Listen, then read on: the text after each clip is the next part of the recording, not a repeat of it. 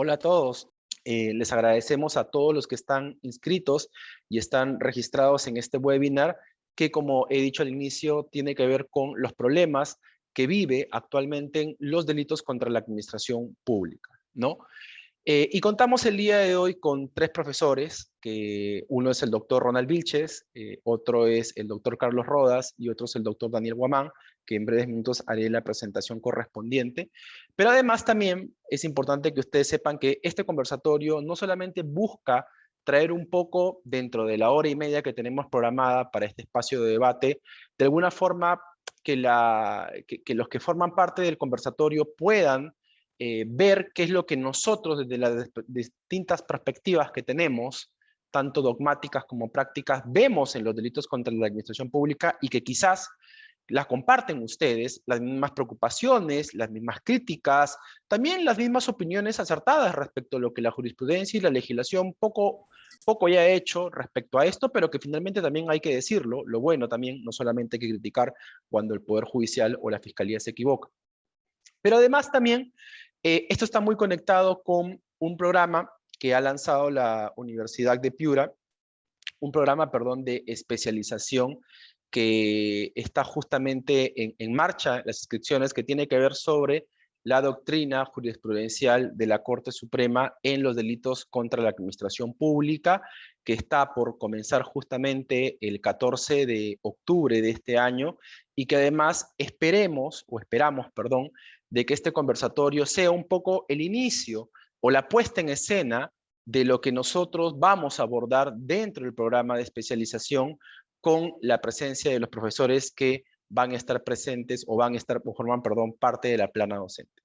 Bueno, pues, sin nada más que agregar, mi nombre es, ahora sí comienzo con la presentación de cada una de las personas que forman parte, perdón, de este conversatorio. Mi nombre es Francisco Álvarez Dávila, soy abogado por la Universidad de Piura, soy profesor también de la Universidad de Piura y yo voy a estar a cargo de la moderación y de llevar a cabo este fructífero y seguramente muy interesante diálogo que vamos a sostener junto con nuestros panelistas. Luego nos acompaña el profesor doctor Ronald Vilches, que es doctor por la Universidad de Navarra y magíster también por la misma casa de estudio, comparte al igual que yo la misma casa de estudios, ambos somos abogados de la Universidad de Piura, y él es profesor ordinario de grado y de posgrado en la Facultad de la Universidad de Piura, y también es profesor del doctorado en la Universidad Nacional de Piura. Pero, por si no fuera poco o suficiente, también Ronald tiene una importante labor de consultoría dentro de la Procuraduría Anticorrupción ad hoc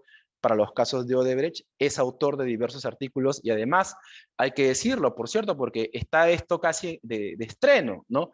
Acaba de publicar hace poco un magnífico libro sobre los delitos contra la administración pública, que por cierto, no es que Ronald me haya contratado para ser su propagandista o su publicista, lo recomiendo muchísimo, no solamente porque lo he leído, sino porque además verdaderamente estoy seguro que la publicación de Ronald va a marcar un antes y un después respecto al método de estudio de los delitos y además también respecto a varias de las afirmaciones que él ha incorporado, así que verdaderamente se los recomiendo y si no lo han comprado, espero que a partir de mañana puedan comunicarse con la librería para que lo adquieran de inmediato.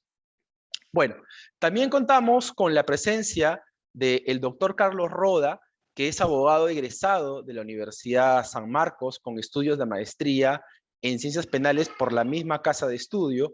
Ha sido becario Max Planck con una estancia de investigación y es socio fundador del estudio Rodas Asociados, una boutique especializada en derecho penal y que además hace una labor muy importante a nivel académico con el Instituto de Derecho Penal Económico y de la Empresa, que por lo menos, no sé ustedes, pero yo soy un constante seguidor de la página del instituto que lidera Carlos, porque nos brinda además tanto doctrina como una jurisprudencia muy actualizada que todo abogado penalista por lo menos debe revisar una hora al día en su Facebook o en sus redes sociales. Y finalmente nos acompaña Daniel Guamán, que es profesor de Derecho Penal y Procesal Penal en la Universidad del Pacífico y además de la Academia de la Magistratura. Cuenta con una maestría en la Universidad de Freiburg, en Alemania. Es socio fundador de Everclar, una boutique especializada en defensa ambiental y de la empresa. Bueno, pues, he terminado con la presentación de nuestros ponentes, a quienes le damos la bienvenida, los saludamos y además les agradecemos por su participación. Y nada, y ahora sí creo que estamos listos para poder empezar. Ronald, Carlos y Daniel, ustedes me confirman el go para poder ya empezar con esta entrevista. Adelante. Por mi parte, listo, Francisco.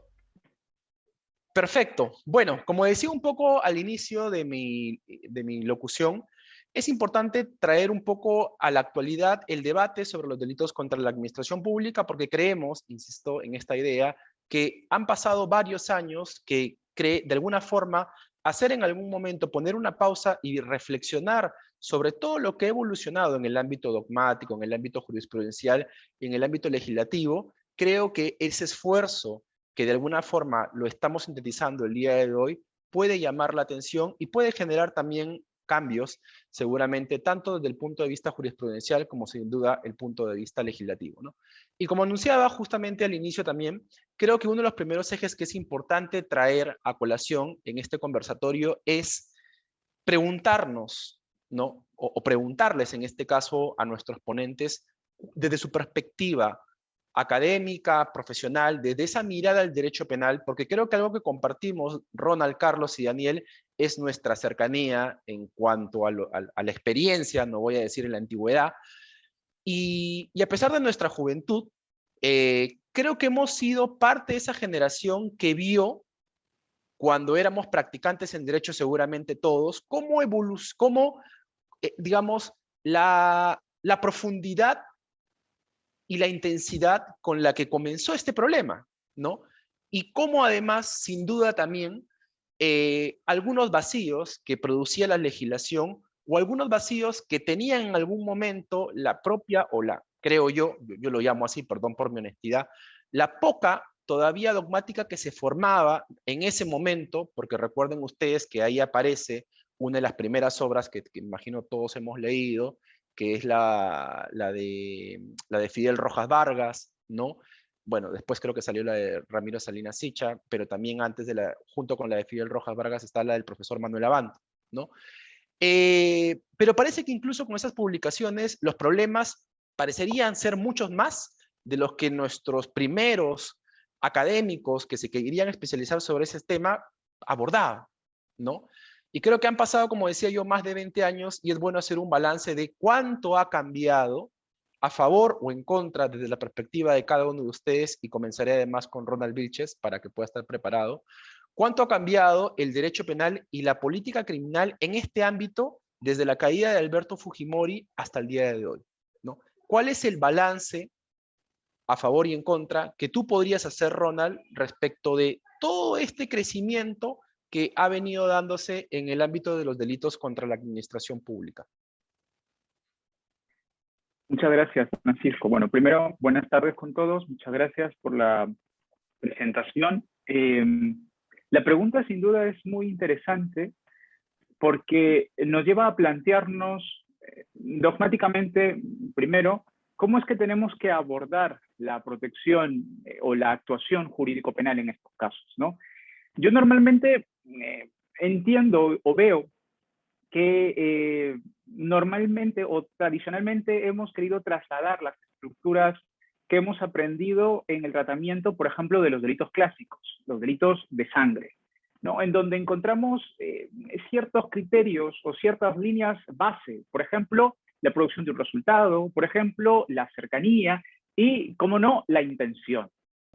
Si tratamos de llevar todo esto hacia el subsistema de los delitos contra la administración pública, como me gusta llamarle, nos encontramos ahí con un problema.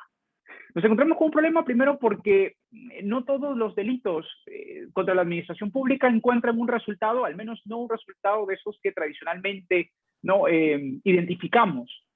Y en segundo lugar, porque esto de la intención o de la no intención, si bien es cierto, ya hacía aguas en el otro lado, aquí queda más evidente, ¿no? En los delitos contra la administración pública queda más evidente. Y Daniel, por ejemplo, no me dejará mentir cuando hace referencia o cuando se hace referencia, ¿no?, a la figura de los delitos de infracción de deber y cómo es que juega aquí la intención o se puede demostrar la intención, ¿no? Bueno, entonces, esto es importante.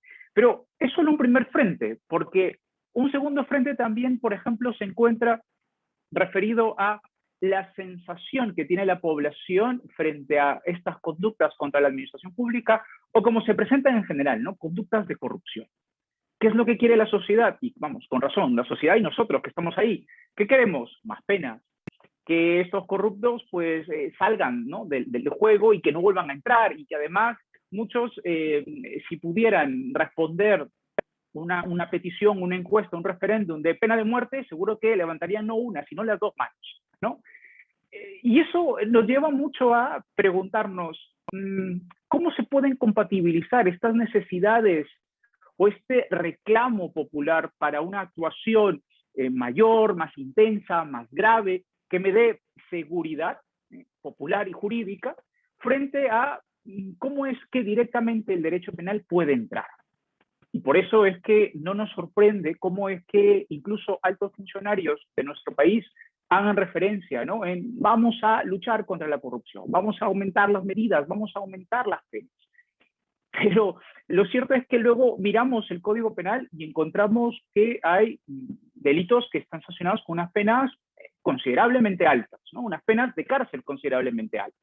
Luego, en segundo lugar, nos damos cuenta que se escapa un poco de este paradigma tradicional, delito de resultado, de lesión, de autor único, y da paso a la anticipación de la intervención penal, lo que ya nos genera de por sí otros inconvenientes, otros problemas. Pero lo más interesante en esta línea, con esto quiero concluir mi intervención para no acaparar más tiempo, lo más interesante de todo esto, dentro de todas las medidas que se pueden mencionar, pero que a mí me gustaría destacar, tiene que ver con la imposibilidad de tolerar, ¿no?, que ese funcionario corrupto no vaya a la cárcel, ¿no? Aunque sea sancionado con 2 años, con 3 años, pues tiene que ir a la cárcel, ¿no? Y el legislador lo ha previsto expresamente en nuestro Código Penal, ¿no? En el artículo 57 dice, no, momento, hay una serie de delitos contra la administración pública que, aunque estén por debajo de los 4 años, siempre van a tener que ir a la cárcel. Es decir, no se va a suspender la pena, ¿no? Y entonces, estas medidas de la anticipación, esta medida de las penas mayores y de la siempre ejecución, nos lleva a nosotros a preguntarnos, ¿esto que tenemos funciona? ¿Esto que tenemos nos lleva hacia un lado? ¿Esto que tenemos en verdad nos generaría un sistema legítimo del derecho penal? Hay una afirmación que a mí me gusta mucho y que la dice el juez superior, el doctor Salinas Ziccha, en su 5ª edición del Manual de los Delitos contra la Administración Pública, y dice que el tratamiento o el estudio de los delitos contra la administración pública desde, ¿no?, el tiempo de Fujimori todavía sigue y necesita un estudio, ¿no? Estamos recién adquiriendo casi una mayoría de edad, estamos recién adquiriendo un estudio más profundo o realizando un estudio más profundo de esto, y él, una voz autorizada en estos temas, nos anima a todos en nuestro ordenamiento jurídico a seguir con este estudio. Entonces, yo creo que es importante preguntarnos, ¿no?, en la lógica de estas medidas de política criminal y de actuación y de necesidad de intervención, ¿se ha logrado algo? ¿Vamos bien encaminados? ¿La lógica es más penas, te castigo más, te doy pena, incluso, supongamos, pena de muerte, podría? Yo soy un convencido, por el contrario, que hay que mirar hacia otro lado.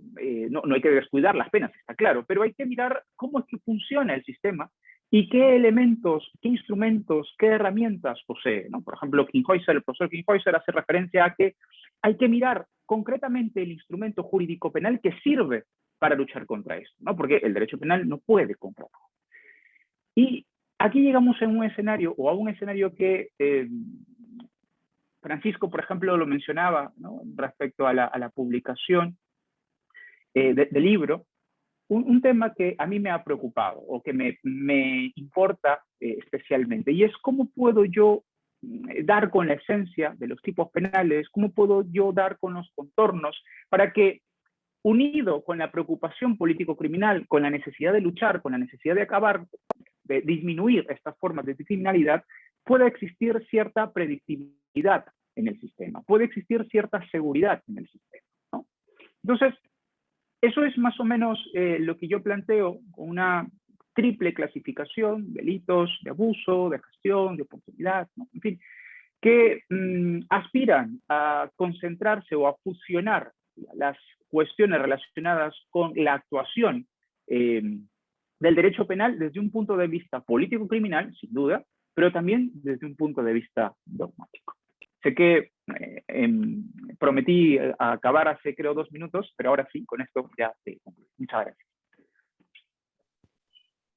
Muchas gracias, Ronald. Sí, bueno, de hecho, justamente ahora cuando conversaba con Carlos, le estaba comentando de que ha habido recientemente una resolución, bueno, no sé si tan reciente, pero por lo menos publicada, y no me acuerdo si la publicó el Instituto de Carlos, sobre una sala de la Corte Suprema que había hecho un control y había inaplicado el artículo 57 en un caso en específico, ¿no?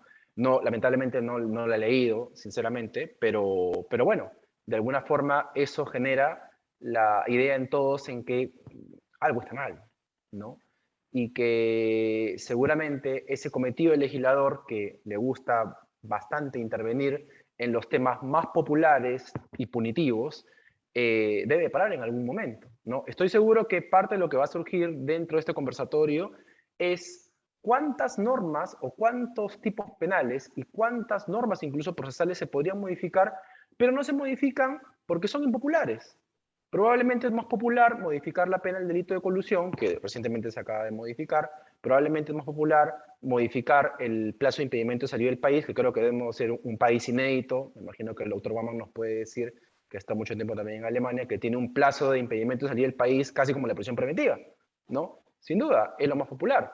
Pero hacer ese trabajo de racionalidad parece hoy en día, lamentablemente, pedirle mucho a nuestro legislador. Carlos, ¿cuál podría ser desde tu perspectiva un poco este balance de la evolución o involución que has podido ver desde ese joven Carlos Rodas, cuando recién estaba trabajando ahí por los años 2000, ¿no? Seguramente estudiante de la facultad como yo, hasta el día de hoy, ¿no? Porque claramente, como decía al inicio del conversatorio, hemos vivido un poco el antes y el después, ¿no? Desde nuestra mirada de jóvenes estudiantes, aprendiendo un poco de derecho penal y solidificando un poco nuestros conocimientos, a ya verlo en una perspectiva directa.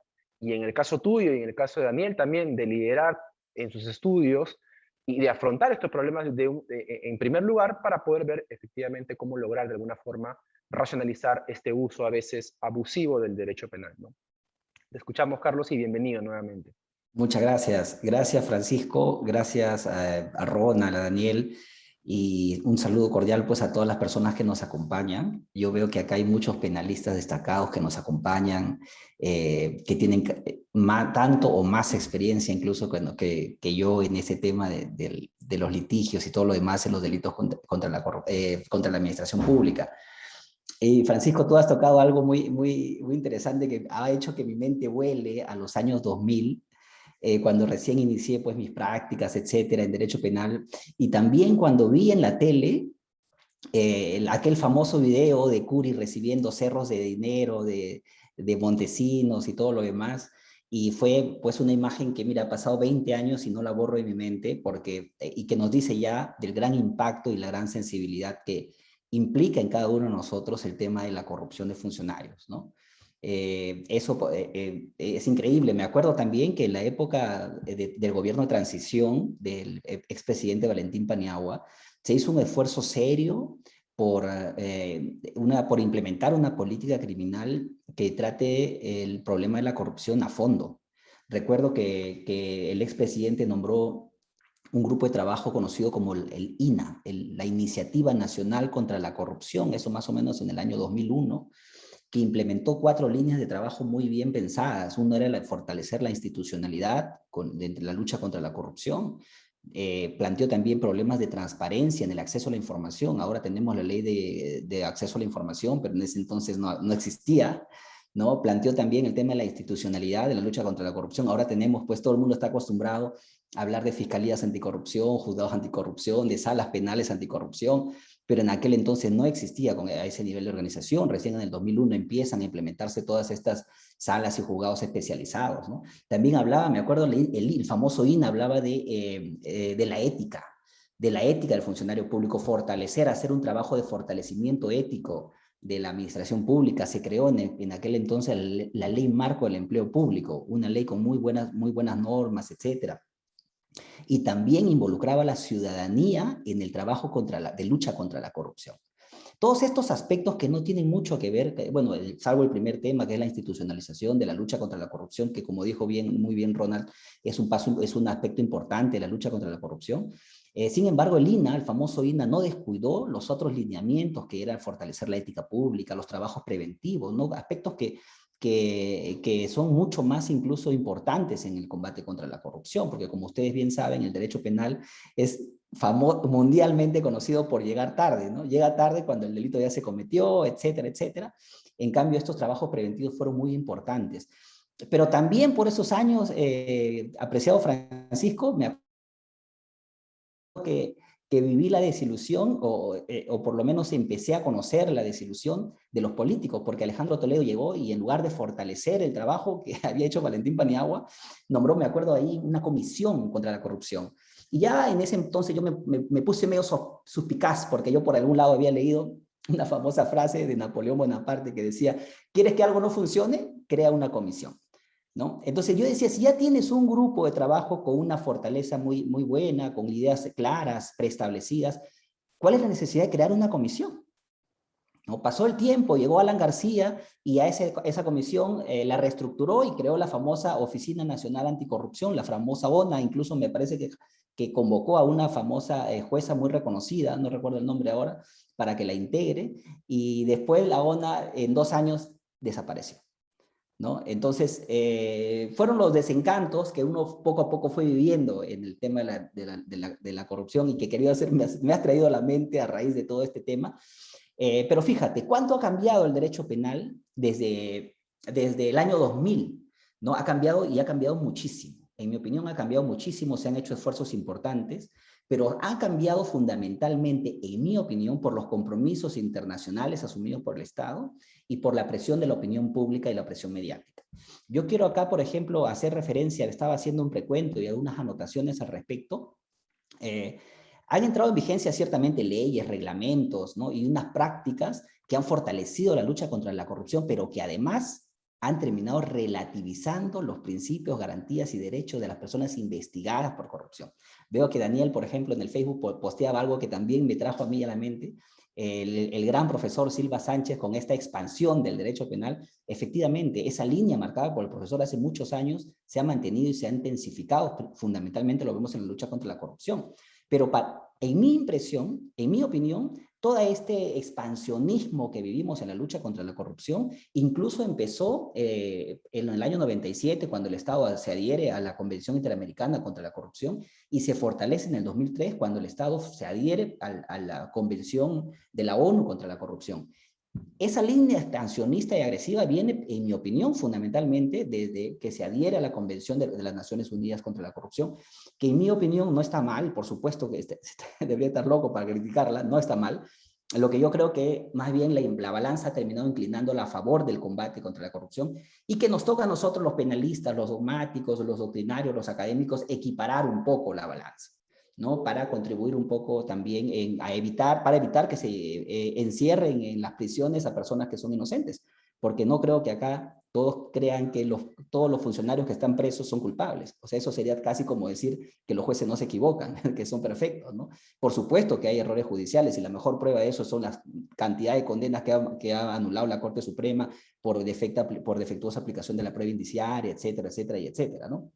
Pero bueno, retomando el tema, yo creo que en la Convención contra la Corrupción del año 2013 es un poderoso instrumento en la lucha contra la corrupción, que además fue suscrita, me acuerdo, fue promovida por el secretario general de la ONU, que en paz descanse, Kofi Annan, premio Nobel de la Paz además, pero tenía aspectos muy interesantes que, si uno se pone a revisar hoy, uno dice, oye, La gran cantidad de política legal en materia penal que se ha implementado viene de acá, ¿no? Por ejemplo, ese instrumento decía algunas cosas como ampliar el plazo de la prescripción.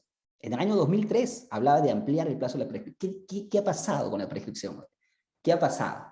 ¿Qué ha pasado con la prescripción? En el año 2003 también decía responsabilizar penal, civil o administrativamente, si quieres, a las personas jurídicas.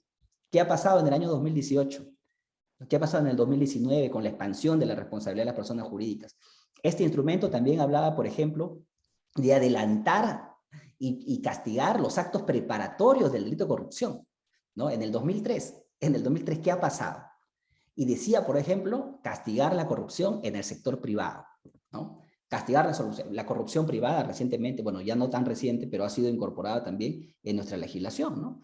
Entonces, a partir de, esos años, 2000, 2003, etcétera, ha habido cambios notables. Por ejemplo, en la investigación se han fortalecido, se han dado leyes para incentivar la denuncia ciudadana de actos de corrupción, proteger la identidad de los denunciantes, se han creado fiscalías especializadas, juzgados, etcétera. Se aprobó la figura de la colaboración eficaz, que ha sufrido una transformación pero increíble, que tú la ves ahora y no la conoces, ¿no? En comparación a aquella vieja figura del arrepentido que venía en el 93 y que tenía otros antecedentes incluso anterior, pero ya en tipos penales específicos. Paralelamente, por ejemplo, se creó la unidad de inteligencia financiera. Esa unidad de inteligencia financiera que ahora es poderosísima, ¿no? En el año 2000 se implementó, se creó y se implementó. Ahora tiene facultades, puede congelar los fondos de cualquier funcionario público, ¿no? Sin pedir permiso a nadie, te congela los fondos, habla con el fiscal y después viene una ratificación.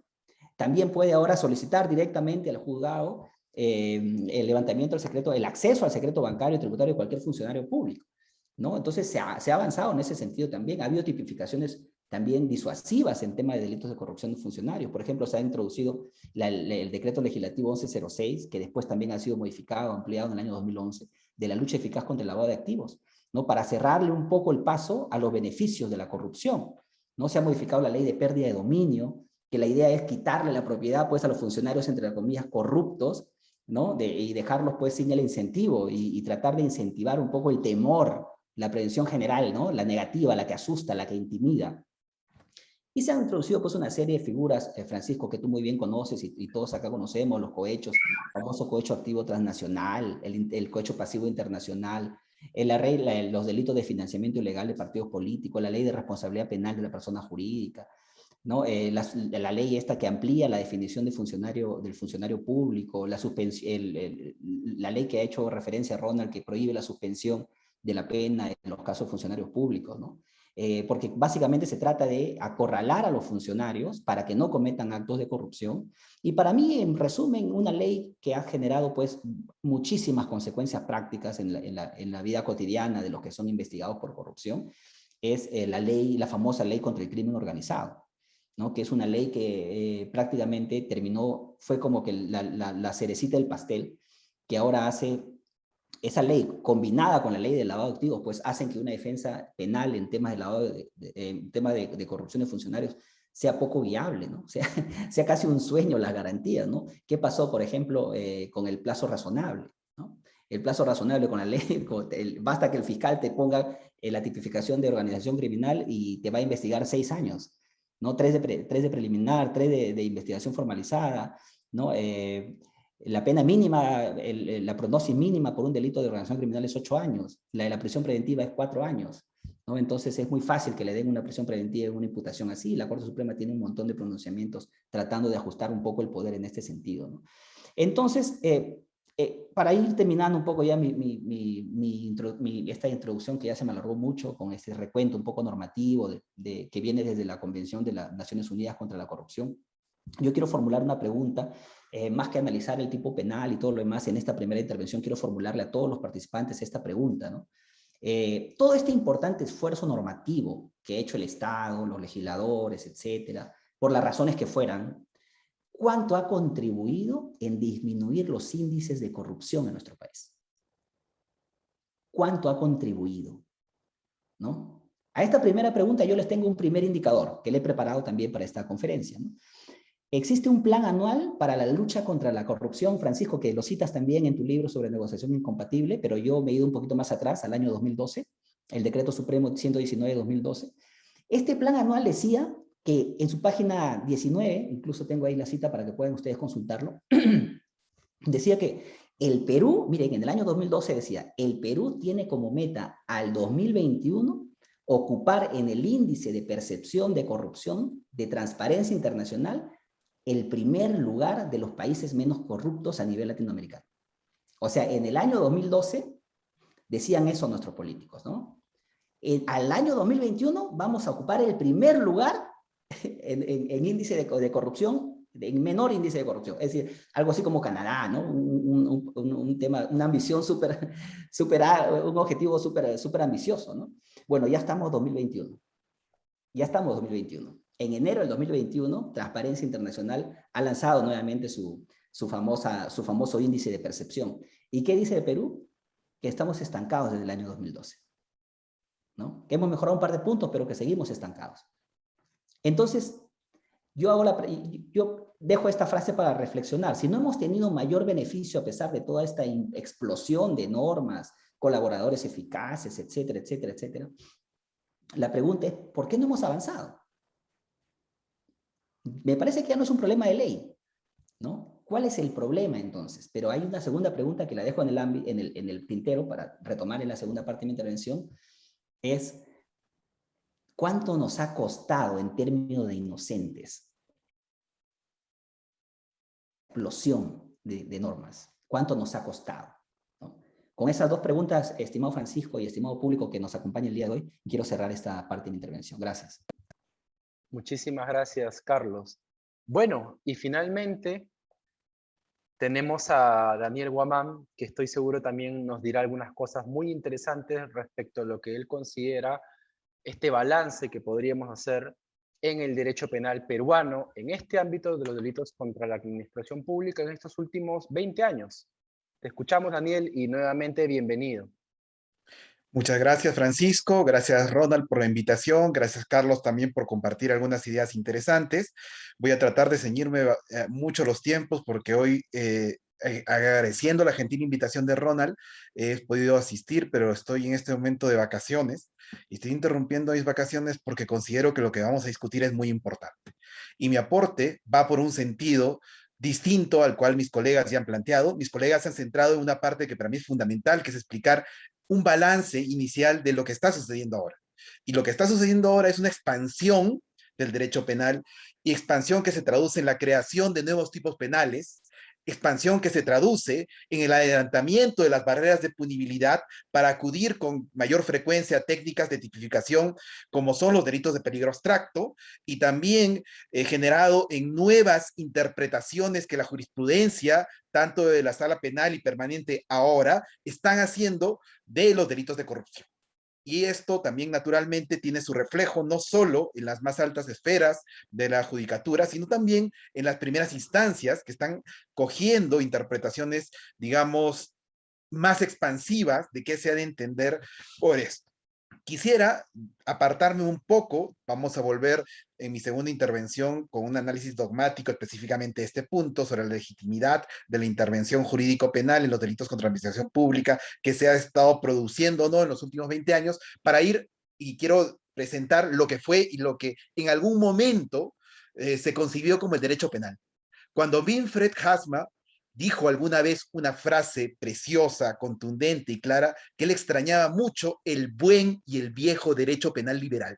¿A qué hacía referencia Hasmer con el buen y viejo derecho penal liberal? Hasmer era alguno de estos nostálgicos de los últimos de la gran escuela de Frankfurt, que en su momento pensaba que el derecho penal no debía ser el derecho penal que en los 70 estaba surgiendo, en el cual el debate y la esencia sobre la tipificación de los delitos de peligro abstracto estaba en pleno apogeo, donde inclusive después este apogeo se trasladó hasta los 80, como ustedes bien lo conocen, en este famoso encuentro de profesores en el cual Jacobs plantea la teoría del derecho penal enemigo sin querer, porque justamente porque digo sin querer, porque advierte la necesidad de que de repente el derecho penal no solo vaya al hecho, sino se anticipa aún más.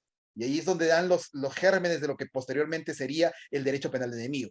Y este debate en torno a la legitimidad, si era posible o no anticipar las barreras de punibilidad, tiene como contrapartida cuál es el sentido originario que tenía el derecho penal. ¿Para qué se creó el derecho penal o cómo se creó? Y a esto nos tenemos que referir a dos grandes clásicos digamos, de la época dogmática, jurídica, científica inicial. Naturalmente no estamos hablando de los albores del derecho penal, porque tendríamos que irnos del derecho penal moderno, hablar quizá un poco de Kant, quizá un poco de Hegel, y de toda su escuela que después vino, sino vamos a hablar de dos personas que hicieron grandes contribuciones, que delinearon específicamente lo que después, ahora se refería como el buen y viejo derecho penal liberal, Haas. Me refiero específicamente a Beerbaum y su concepto de bien jurídico. Porque es importante entender el concepto de bien jurídico, porque el concepto de bien jurídico trasciende a todo lo que estamos haciendo nosotros. Veo en el público muchos colegas, muchos amigos que todo el día están vinculados a se afectó un bien jurídico, no se afectó un bien jurídico, y digamos, ¿cuál es la definición de lo que es un bien jurídico? Porque si nosotros queremos interpretar si los delitos contra la administración pública afectan un bien jurídico o infringen un deber, como un sector más normativo y constructivista del cual yo me adscribo, es el que postula esto, si consideramos que existe una afectación a un bien jurídico, primero tenemos que entender qué es un bien jurídico. Y estoy seguro que este debate bastante arduo, bastante complejo, es un debate que nos puede dar para mucho tiempo. Es más, inclusive uno de los grandes defensores de esta teoría, Klaus Rosin, en su tratado del año 2006, establece algo que me parece a mí precioso de recordarlo, porque haciendo un símil a su frase de su famoso libro de habilitación de autoría y participación, que fue escrito en ese entonces, hace 60 años, decía algo muy, muy ilustrativo, que la parte más oscura del derecho penal quizá era la autoría y la participación. Y después Roxin dice, quizá ahora la parte más oscura del derecho penal no sea solamente la autoría y la participación, sino sea la definición de qué es un bien jurídico. ¿Y por qué es importante definirlo? Porque sobre la base de qué se entienda como objeto, como un bien jurídico, nosotros vamos a poder plantear un concepto propio de la teoría del delito, y a partir de ese concepto propio de la teoría del delito, podemos interpretar con mayor precisión la parte especial. Entonces, este no es una discusión baladí, la discusión en torno a la legitimidad de lo que se está haciendo, sino tiene un sentido y utilidad muy práctica. ¿Cómo puede tener esto una utilidad muy práctica en los delitos contra la administración pública, señor Guamán? De la siguiente forma. Por ejemplo, si estamos frente a la interpretación normativa del delito de peculado, que se entiende como lo que se denomina por un sector objeto de protección.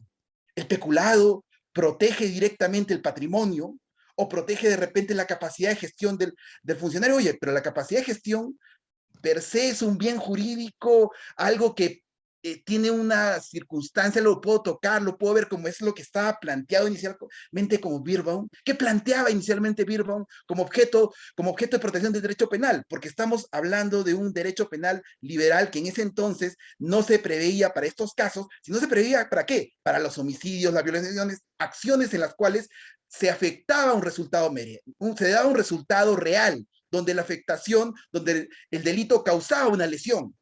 Entonces, en esa época, el derecho penal liberal estaba pensado en el derecho penal de la lesión, del resultado, no el derecho penal de la anticipación, no el derecho penal de la prevención, era el derecho penal del resultado. Y como era el derecho penal del resultado, si tú no generabas un resultado, lo que se entendía como bien jurídico, si tú no afectabas una realidad material, el concepto de bien jurídico proviene, precisamente como Roxin lo anota de forma magistral, de una Gegebenheiten, que es que traducido al español sería de una circunstancia dada, algo que está por encima del derecho, algo que tiene una existencia real.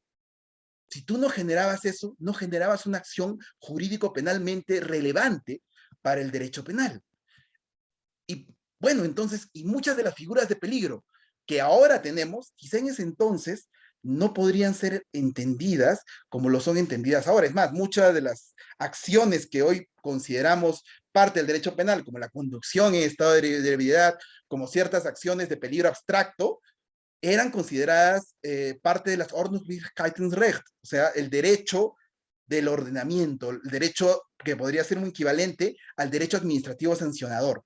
Y esto va a generar naturalmente ciertos problemas de bis in idem, que de repente este no es el caso ni el momento para poder hablarlo, solamente lo anticipo, que se podrían generar, y es el momento en el cual se parte de esta famosa distinción entre el derecho penal y el derecho administrativo sancionador, que hasta ahora todavía se repite, pero ya cada vez menos, porque un sector tiende a una diferenciación cuantitativa en lugar de una diferenciación cualitativa. Bueno, apartándome un poco de esto y volviendo al viejo y derecho penal liberal. Entonces, si lo que se pensaba inicialmente era la lesión de un bien jurídico y entendiendo el bien jurídico no en su espiritualidad, como después lo plantearía Music, sino entendiendo el bien jurídico como una circunstancia dada, una circunstancia real, entonces, ¿cuál sería la afectación de esta circunstancia dada cuando se produce un delito contra la administración pública? Ah, entonces es necesario pensar que quizá no necesariamente la circunstancia dada, el concepto tradicional y liberal de bien jurídico, sea el concepto realmente que sea más útil a objetos de interpretar el tipo penal y aplicarlo. ¿Y qué debería ser?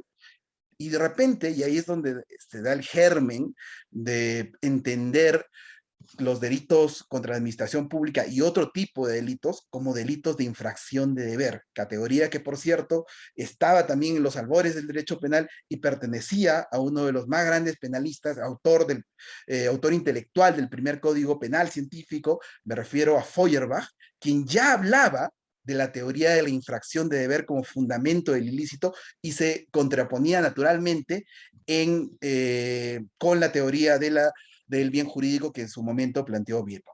¿Cuáles son los efectos que cada uno podría haber tenido? Es una conversación aparte que definitivamente no voy a agotar en esta pequeña presentación. Sin embargo, me voy a quedar con el segundo punto, con los delitos de infracción de deber. Y cómo los delitos de infracción de deber, y no los delitos de infracción de deber, no me refiero a la categoría de autoría y participación. Me refiero al entendimiento de los delitos como una afectación no a un bien jurídico en sentido material, no a una circunstancia dada, sino entendiendo como el delito como la afectación final de una finalidad, de algo que es construido, algo que no existe o algo que requiere una valoración o una delimitación normativa de contorno para que a partir de esa delimitación normativa se pueda poder aplicar el tipo penal. De esto vamos a dialogar en mi segunda intervención con más detalle y cumpliendo los 10 minutos que me han sido asignados, me despido. Muchas gracias. Muchísimas gracias, Daniel. La verdad que, como lo anoto en algún trabajo que alguna vez escribí, y como también lo dice siempre Percy García, ¿no? Una de las partes más importantes antes de empezar un poco el trabajo de comprensión de un delito y los aspectos típicos es justamente delimitar el bien jurídico, ¿no? Pero dentro de esa delimitación, como tú advertías, no solamente está el trabajo de decir qué es, sino partir previamente de entender qué es el bien jurídico para cada uno de nosotros, ¿no? Y como también lo decía Ronald Vilches, claramente a veces en el análisis de estos delitos, en sus inicios y hasta el día de hoy, todavía queremos mantener la lógica del resultado, la lógica del autor único, la lógica de que solamente puede ser autor aquel que está más cerca de la lesión del bien jurídico y que creo que claramente esos conceptos a veces suelen ser insuficientes para lograr la tan esperada lucha y sanción contra la corrupción. Bueno, ahora pasamos al segundo tema que tiene que ver con, y en esta oportunidad vamos a empezar justamente ahora con Carlos Rodas, donde queremos plantear cuál es o cuáles son aquellos problemas, ya desde el punto de vista de parte especial, que él pueda advertir en alguno o en algunos, porque tampoco Carlos, por temas de tiempo claramente estoy seguro que se podría extender, en alguno o en algunos delitos contra la administración pública, ¿no? Vemos hoy en día, de manera general, que ha vuelto la discusión sobre el concepto de funcionario público, ¿no? No solamente el concepto de lo que en su momento trajo a colación la teoría del funcionario de hecho con esa ejemplar y además sentencia que estoy seguro todos los que estamos acá alguna vez le hemos leído sobre la posibilidad de que una persona que no era competente para la administración de los fondos del Estado la asumía fácticamente. Sino que incluso hoy en día el Estado ha evolucionado tanto que ahora hay personas, incluso nosotros mismos los abogados, que brindamos servicios a la administración pública y también surge la cuestión sobre si el trabajo de los abogados, por ejemplo, podría ser considerado como un trabajo que colabora a la función pública y que por lo tanto también podría incorporarse dentro del concepto de funcionario público. Por poner un ejemplo, porque sin duda hay mayores problemas dentro de la parte especial de estos delitos. Otro, por ejemplo, que quizás Carlos nos pueda decir algo al respecto, tiene que ver incluso con la propia delimitación de lo que se entiende como cuál es el funcionario competente. Recordarán ustedes que en el caso de Fujimori, en la famosa sentencia de los diarios Chicha, uno de los pronunciamientos de la Sala Penal Permanente que iba un poco en contra de lo que de alguna forma se ha ido imponiendo en la doctrina jurisprudencial de la Corte Suprema, decía de que Alberto Fujimori no podía ser autor del delito peculado porque él no tenía la competencia específica descrita de la administración de los fondos del Estado. Y que esa referencia a que el presidente de la República de algún modo tenía competencia sobre los fondos del Estado era muy genérica, ¿no? Eso por hablar, evidentemente, de un caso popular o conocido, ¿no?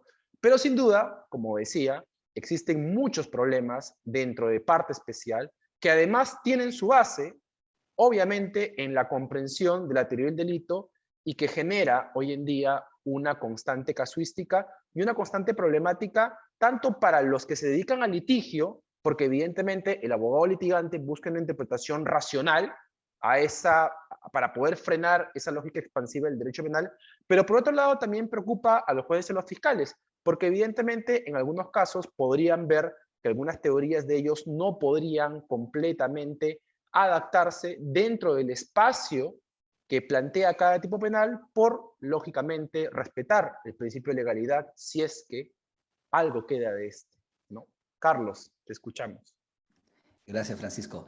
Muy interesante, muy interesante pregunta, muy interesante tema y también muy interesante lo que ha dicho Daniel, porque contrariamente a lo que normalmente se piensa, que la dogmática y este tipo de aspectos no tienen mucha relevancia práctica, yo considero precisamente lo contrario, ¿no? Y por eso sigo mucho los trabajos que hace Daniel, Ronald, tú, el profesor Percy García, etcétera, porque considero que la base de todo es la dogmática. Es la dogmática, es estudiar las instituciones, aquello que no se ve, ¿no? Aquello que está más allá del derecho, porque finalmente es lo que nos da la actitud crítica y reflexiva para poder interpretar aquellos supuestos que la ley no ha previsto, ¿no? Y precisamente en estos llamados casos mediáticos complejos es en donde se hace más necesario debatir de estos temas.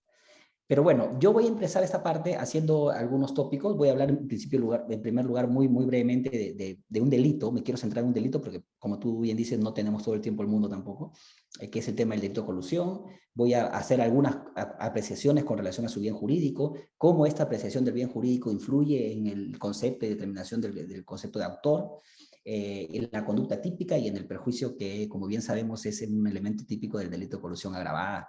A pesar de que el profesor Prado y juez de la Corte Suprema en alguna sentencia haya señalado que en el delito de colusión agravada no se exige el perjuicio, que finalmente no fue el voto mayoritario, ¿no? Bueno, yo quiero hacer en primer lugar algunos problemas de índole histórica con el delito de colusión.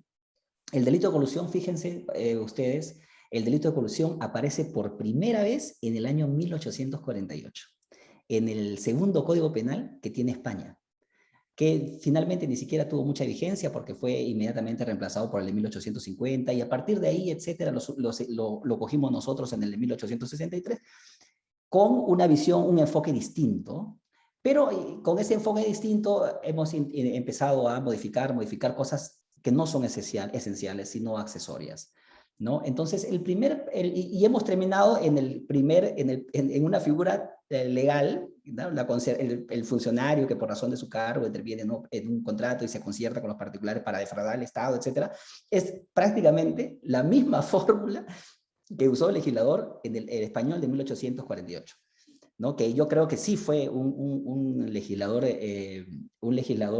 esforzado y que pensó, reflexionó mucho sobre la tipificación de este delito. Es por eso que creo que además ese legado además ha permitido que el delito de colusión se mantenga por nuestra legislación más de 200 años, va a ser con el Bicentenario, creo, igual que con nosotros, y además ha permitido también que se mantenga la legislación española. Suerte distinta ha corrido el delito de negociación incompatible. Junto con el delito de colusión, en el año 1848, apareció el delito de negociación incompatible también en España, ¿no? Que nosotros también lo tenemos y que ocupan fácilmente el 30-40%, un poquito menos tal vez, de los delitos de la carga procesal de los despachos fiscales, ¿no? Ese delito, por ejemplo, de negociación incompatible, cuyo libro he leído, tu libro lo he leído y me parece un excelente, muy buen aporte, Francisco, ¿no? Una muy buena guía para la praxis. Ese delito en España, en cambio, ha sido descartado. ¿no? Fue abandonado. O sea, nosotros seguimos con una tipificación del año 48, de 1848, ¿no? Pero España ya la descartó. Ha sido reformulada, repensada, etcétera, y tiene mucha lógica, porque la principal objeción que le hacían los tribunales españoles a este delito era que era un delito de contornos, pues, que no podías tú delinear. El interesarse indebidamente en un contrato de operación que intervienes. ¿Qué cosa es el interés indebido? Por eso considero, y hay, por ejemplo, un abogado que solo maneja la ley, ¿no? Que solo maneja la jurisprudencia, no va a poder dar una muy buena batalla en la defensa de un inocente si no termina definiendo qué es un interés indebido. Y acá sí necesita, de todas maneras, entrar a entender la concepción de bien jurídico protegido en el delito de negociación incompatible, la conducta típica, etcétera, ¿no? Entonces, por eso digo que estas reflexiones son perfectamente muy oportunas y yo creo que acá la Universidad de Piura está haciendo un esfuerzo muy grande en brindarles a todos los demás una formación en ese sentido, ¿no? Entonces, el primer punto es el histórico. ¿Vale la pena o no replantear, repensar uno de los delitos como colusión, negociación incompatible que ya tienen casi 200 años? El primer punto. El segundo punto es, con ocasión ya de los problemas prácticos que con el delito de colusión, es el tema del bien jurídico protegido. Y acá calzo un poco con lo que ha dicho Daniel, que me parece un tema además apasionante de mis inicios, ¿no? En donde estaba pero muy conectado con estos temas y que he tratado de no, a pesar de que el litigio diario pues a veces a uno lo absorbe, he tratado de no perder ese aspecto, ¿no? Fíjense, en el delito de colusión, ¿cómo podemos entender nosotros, creo yo, en mi opinión, la conducta típica y el mismo concepto de autor, si no terminamos entendiendo el bien jurídico protegido? En el delito de colusión hay diversas posiciones con relación al bien jurídico protegido, ¿no? Hay algunos que dicen, por ejemplo, que el bien jurídico protegido de manera genérica es la administración pública, pero que más específicamente lo que se busca proteger son los deberes de lealtad, probidad, objetividad, eficiencia, etcétera. Hay además una sentencia del Tribunal Constitucional en ese sentido. Otra posición dice, no es eso, es el patrimonio público, porque el origen del delito de colusión está referido a un fraude en contra del Estado. De hecho, ese es el origen en el Código Penal Español, como una forma de estafa, pero cometida por un particular en contra del Estado. Y hay otros que dicen, no, un ratito, pero actualmente también, desde sus orígenes también, el bien jurídico está más referido al libre acceso a una contratación, porque el particular que se colude o que se colude con el funcionario deja sin poder participar a otros postores que sí legalmente, por la legal, entre comillas, quieren acceder a un contrato, ¿no? Entonces, es un bien jurídico distinto, es la libre competencia. Pero y finalmente, bien, la posición pues que reúne todo, no, son los deberes de objetividad, lealtad, etcétera, es el patrimonio, es el libre acceso, es todo lo que se nos ocurra, ¿no? Entonces, yo creo que un concepto así de bien jurídico, y acá viene un poco mi reflexión, no termina brindando mucha capacidad crítica en el análisis del delito de colusión. Yo creo que sí necesitamos esfuerzos por empezar a determinar el bien jurídico protegido, por lo menos a proponer, porque estas cosas no se descubren, se proponen, ¿no? En un discurso coherente, lógico, razonable, sostenible. Es por eso, ¿no? que a partir de ahí además también nos permita una adecuada sistematización de los delitos contra la administración pública. Acá Ronald Vilches es pionero en ese tema, ¿no? Ha escrito todo el tema de la sistematización de manera verdaderamente espectacular. Bueno, entonces, siguiendo esa lógica, ¿cuál es mi posición personal con relación al bien jurídico y cómo creo que esto se transmite en la práctica, ¿no? O ¿cuál es el tema práctico? En mi opinión, y yo justo la había tipeado para poder expresárselo un poco de manera ordenada, porque muchas veces son ideas un poco difusas, ¿no? Yo parto un poco de la concepción del bien jurídico, que en algún momento leí en algún lado, en donde el bien jurídico no solamente eran las condiciones, no solamente era la vida, etcétera, sino también las condiciones que hacen posible el disfrute y el ejercicio de ese tipo de derechos, ¿no? Hacen condiciones que están un poquito más acá, como el medio ambiente, etcétera, otro tipo de aspectos. En este caso, para mí, como les dije, en el delito de colusión, un bien jurídico plural, como el que hace un momento hemos hablado, etcétera, no contribuye o contribuye poco a determinar los elementos constitutivos del delito de colusión y el sentido penal que debemos asignarle ya como abogados, como jueces, como fiscales, a cada uno de los elementos típicos del delito de colusión. Desde su origen, en mi opinión, desde su origen, el tipo penal estuvo pensado más bien no para cualquier funcionario, ¿no? Sino solamente para aquel funcionario que intervenía en el proceso de contratación por razón de su cargo. ¿No? Es el funcionario que interviene en una contratación por razón de su cargo. No está hablando de cualquier funcionario, ¿no? Hay un funcionario que ha sido designado por razón de su cargo y que está a cargo de una contratación. Ese funcionario goza de una confianza a quien se le ha atribuido, o sea, a ese funcionario se le ha atribuido una confianza, ¿no? Con el cargo se le brinda una confianza. Él entra en una posición de dominio, en mi opinión, sobre el destino final de la contratación pública y el uso efectivo de los recursos del Estado. Para asegurar este adecuado uso de poder, a este funcionario público y no a otro, solamente al que entra por razón del cargo y no a otro, se le imponen ciertos deberes especiales que debe cumplir, ¿no? Como la probidad, la objetividad, la lealtad, etcétera, etcétera, y etcétera, ¿no? El respeto y la actuación conforme a esos deberes, en mi opinión, son condiciones previas necesarias para una adecuada contratación estatal. Lo que, en mi opinión, protege el delito de colusión, etcétera, es precisamente esas condiciones previas, esos deberes, que deberían, que si se observan adecuadamente, la contratación pública debería de cumplir sus fines, ¿no? Bien jurídico no solamente es el patrimonio, sino aquellas condiciones previas que hacen también posible la adecuada contratación pública. Y una consecuencia práctica de esto es, por ejemplo, últimamente salió la sentencia, la resolución esta de la Sala Penal Especial, o de la sala, sí, del sistema de corrupción de funcionarios, en donde si los abogados que eran contratados como terceros, ¿no? Una opinión, etcétera, para brindar una opinión con relación a una contratación, pueden ser o no sujetos activos del delito de colusión.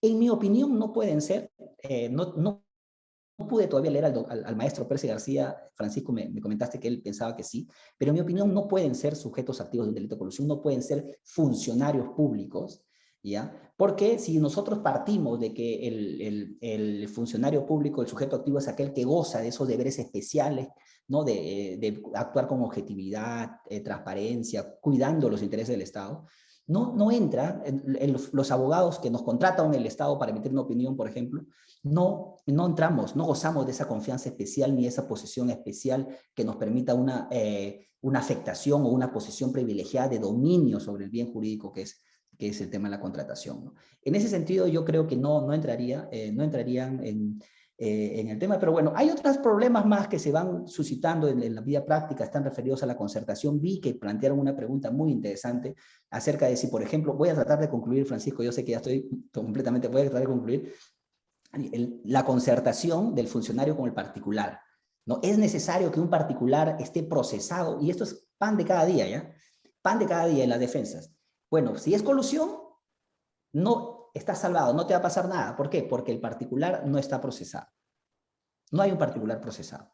Entonces, la colusión es un delito de encuentro, por lo tanto, este delito de encuentro en la práctica debería implicar que la Fiscalía tiene que individualizar, identificar, etcétera, etcétera, etcétera, al autor.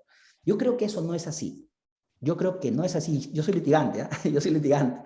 O sea, no, estoy siendo fiel a los principios dogmáticos y todo lo demás que yo creo. Yo creo que el hecho de que de hecho ya hay sentencias en ese sentido, hay sentencias contradictorias. Me acuerdo que hay una sentencia famosa, bueno, de un ex juez que no quiero nombrar, pero que decía que si no está identificado el particular, entonces no hay concertación, ¿no? Pero después salió otra sentencia, me parece el caso Curi también, dijeron no. Sí se puede. ¿Se puede o no se puede? En mi opinión, sí se puede, porque una cosa es la efectiva participación, la efectiva concertación, y otra cosa es el aspecto probatorio de identificar a la persona. Algo así como el tema del robo agravado, ¿no? O sea, 5 personas agarran y le roban a uno, se corren todos, pero solo capturan a uno. Bueno, los demás finalmente nunca fueron identificados, individualizados, etc. Pero sigue siendo autor de un robo agravado y la prueba está ahí, ¿no?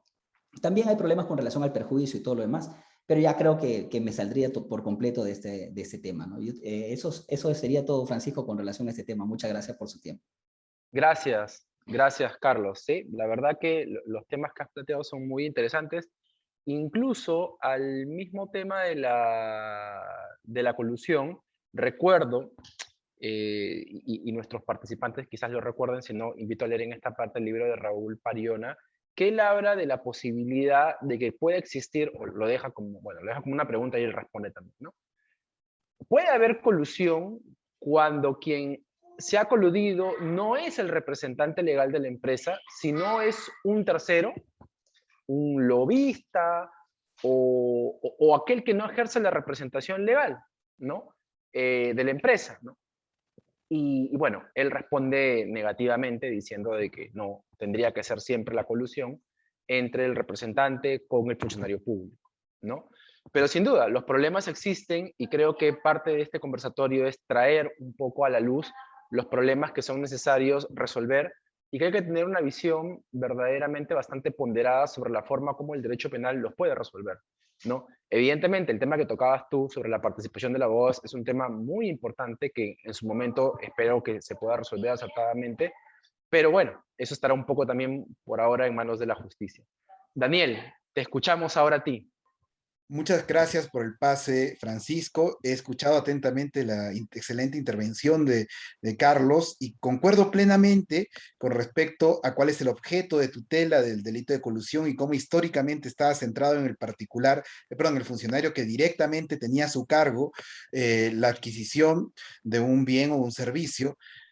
Pero hay un punto con el cual sí me gustaría usarlo como ejemplo para ver el tema de la parte general. Y esto es justamente la lógica de este conservatorio para tener una idea alternativa. Tal como estaba previsto, y estoy de acuerdo con Carlos, en que solo podría ser considerado como un autor directo de esta acción aquella persona que tiene bajo su esfera de facultades la gestión de ese patrimonio. Lo que yo me tendría que poner a pensar es, ¿y qué pasa con aquella persona que está por encima de esta persona? Por ejemplo, si estamos hablando frente a un comité que es el encargado de adjudicar una obra. Por encima de este comité está el gerente de logística, el gerente de la unidad usuaria que introduce una persona dentro del comité, y por encima de ellos, supongamos que está el gerente regional, y por encima de ellos está el presidente, o el gobernador regional. Tenemos todo un esquema de personas de las cuales depende la contratación. Directamente, y desde un punto de vista próximo con el acto de contratación, solamente está esta persona. Ahora, lo que yo me preguntaría es, pese a que solo está esta persona directamente que se encarga de la contratación, ¿es posible atribuirle responsabilidad a otra persona que está por encima? Y sobre esto la dogmática nos plantea distintos escenarios. Un primer escenario con el cual yo no estoy totalmente, yo no estoy satisfecho, diría yo que hasta no es dogmático, es el plantear que este es un caso de autoría mediata. Y sinceramente decir esto es como equivalente a decir que el comité es un instrumento, ¿no? O sea, prácticamente es decir, deshumanizar al comité y son inimputables que no pueden tener ningún tipo de autoría. Primera opción. Segunda opción, dentro de las esferas que nos proporciona la dogmática, es considerar que ya estamos hablando de autoría mediata, no en el sentido clásico, sino autoría mediata en aparatos organizados de poder, la cual también tiene ciertos problemas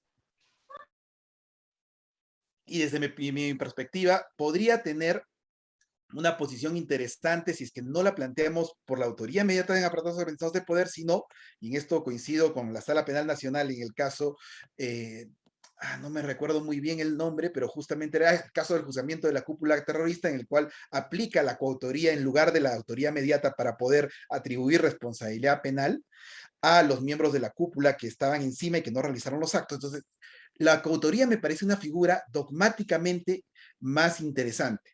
Pero quiero ponernos en un supuesto totalmente distinto, porque en la coautoría estamos hablando que estamos frente a una co-realización, co-ejecución, pero no ejecución en sentido fenomenológico, no en sentido de participación de derecho, sino de pertenencia del hecho a los sujetos que están detrás.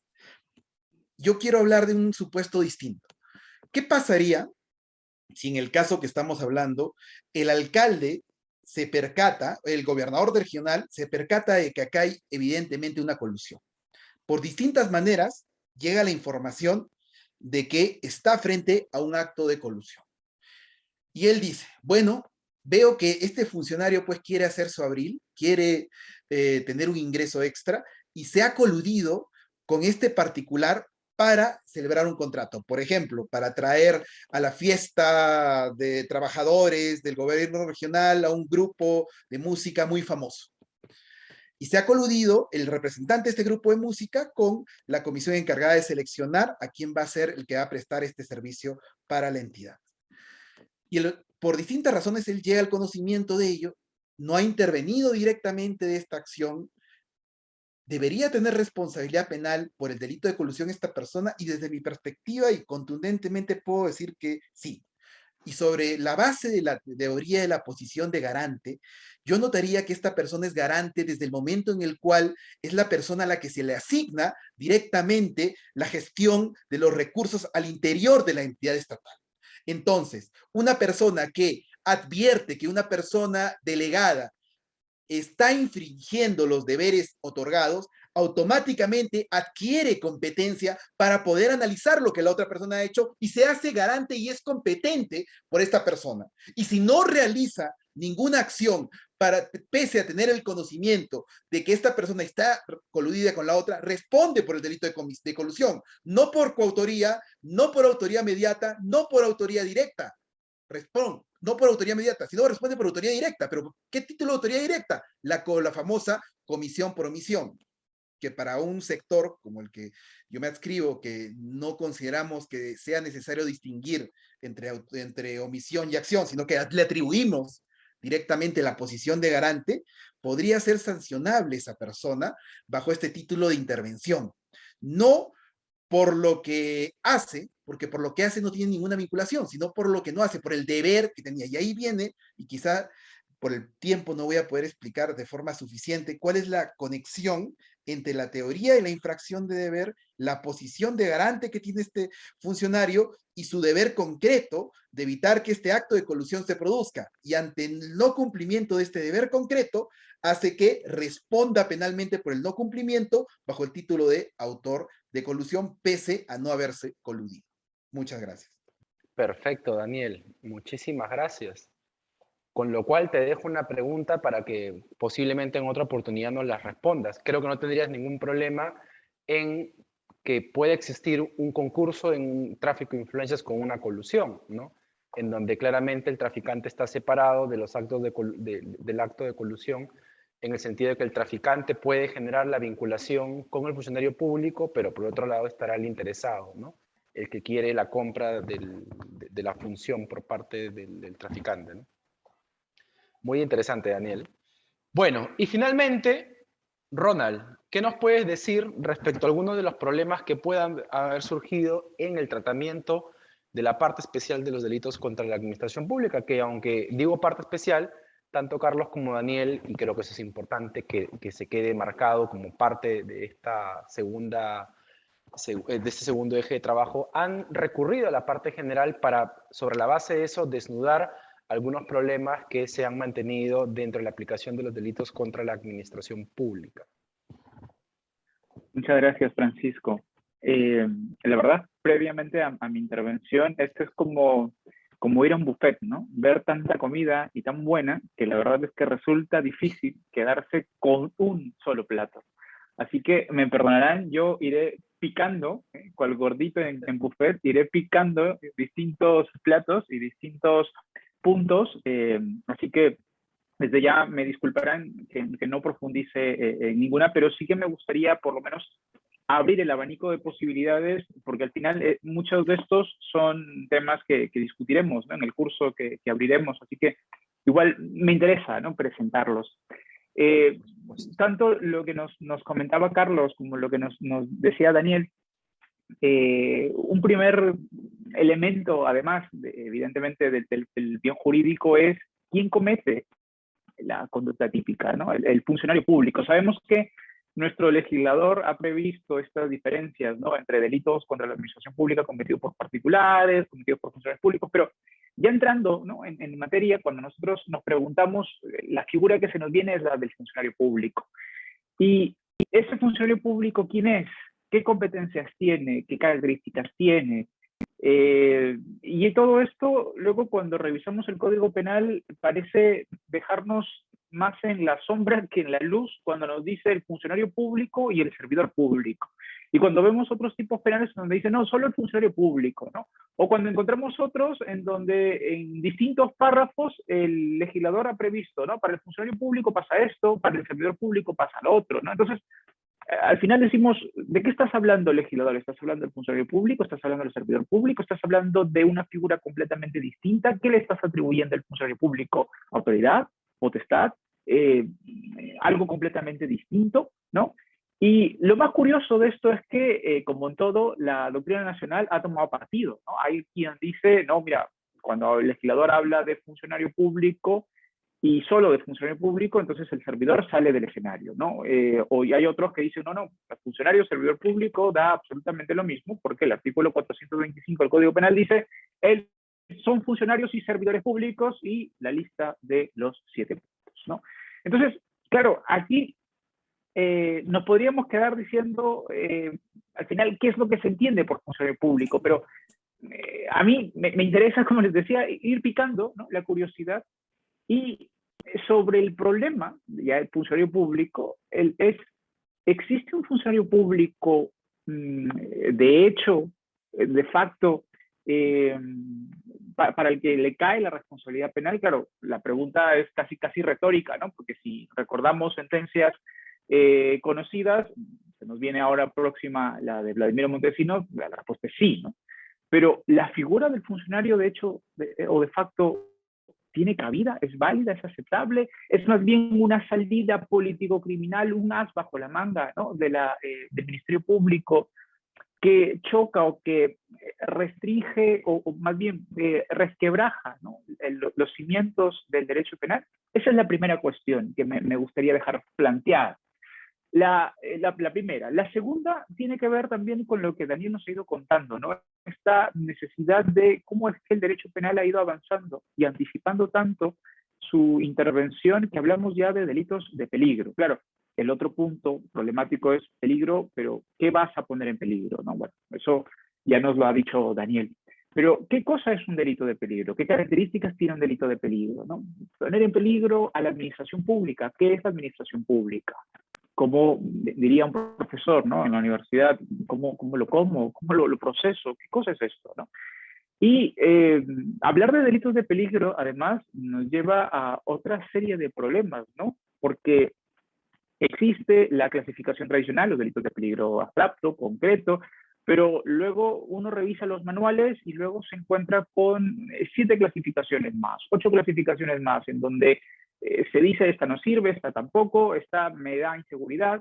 Y claro, los tribunales, ¿qué hacen? Pues van cogiendo de aquí, van cogiendo de allá, van cogiendo lo mejor que hay y van construyendo su propio camino, ¿no? Pero esto, que no está mal, ¿no? Esto al final nos presenta también ciertas dudas, ¿no? Ciertas dudas en cuanto a la legitimidad de la figura, ciertas dudas en cuanto a la conformación típica de la figura y, por supuesto, ciertas dudas en cuanto a cómo se puede probar eso que se dice existe, ¿no? Por ejemplo, en el chat se abre una pregunta de cómo es posible que se pueda configurar el delito de negociación incompatible si, por ejemplo, se ha demostrado que no hay ninguna forma en que el funcionario público conozca o haya podido conocer a ese particular, ¿no? Si ya además han archivado el caso por colusión, ¿no? Claro, se abren una serie de elementos, ¿no? Y la referencia a la negociación incompatible es muy buena, porque la Corte Suprema, ¿no?, en distintas sentencias ha ido reconociendo la posibilidad de que el delito de negociación incompatible es un delito de peligro abstracto, o incluso en alguna sentencia de la Corte Suprema se ha reconocido la posibilidad de que se considere o se califique como un delito preparatorio, ¿no? Mucho se habla de la anticipación, mucho se habla de los delitos de peligro, pero yo creo que, nunca mejor dicho, es un terreno de riesgo. Tercer punto, en cuanto a la configuración de los delitos, yo voy a dejar de lado todo lo que nos pueda generar cierta, me perdonarán el uso de la palabra, cierta perturbación en cuanto a los delitos contra la administración pública. ¿A qué me refiero?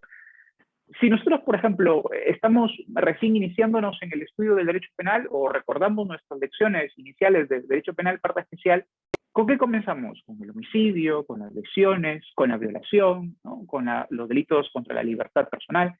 Y claro, todo el mundo de alguna manera sabe qué es un homicidio, sabe qué es matar a alguien, sabe qué es lesionar a alguien, sabe qué es secuestrar a alguien, ¿no? Lo sabemos.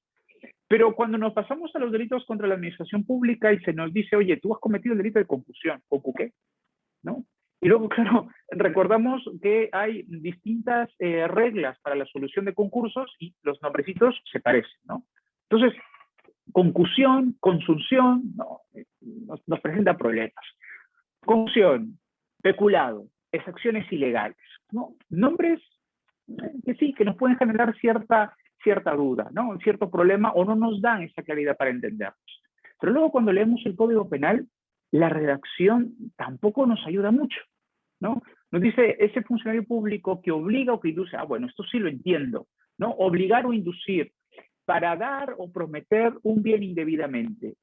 Dar o prometer. Bien, bueno, esto puede ser concusión, pero si me voy luego a los delitos de cohecho, por ejemplo, luego también se lee, ¿no? El funcionario público que condiciona, ¿no? Que condiciona su actividad funcional a la entrega de una dádiva, de un bien, de un beneficio, ¿no? Entonces, decimos, ¿cuál es la diferencia? ¿No? Sabemos que están en distintos tipos penales, sabemos que responden a figuras distintas y a consecuencias jurídicas distintas, concusión y cohecho, pero así visto, decimos, ¿en qué se diferencia? ¿No? ¿Cuál es la lógica que hay detrás?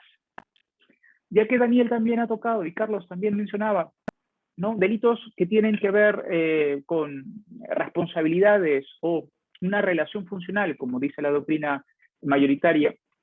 A mí, por ejemplo, me recordaba mucho lo que estaban mencionando, la situación del delito de peculado y la relación con los viáticos, ¿no? Daniel, por ejemplo, yo lo conozco, somos amigos ya desde muchos años, tiene una particular posición respecto, ¿no? a los viáticos y a la posibilidad de que se construya o no la responsabilidad penal por el peculado, ¿no?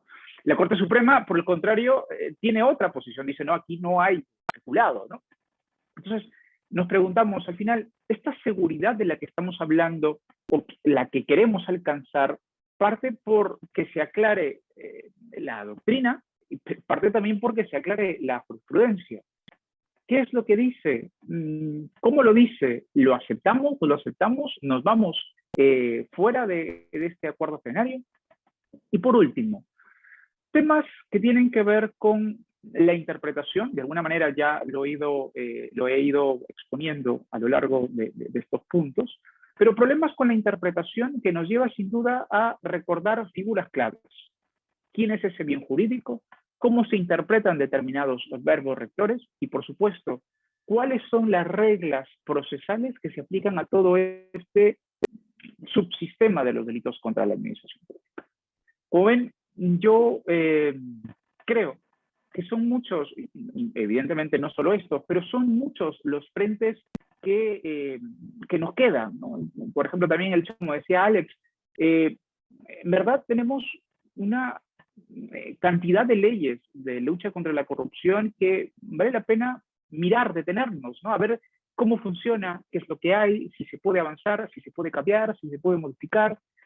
Y yo creo que nos queda mucho.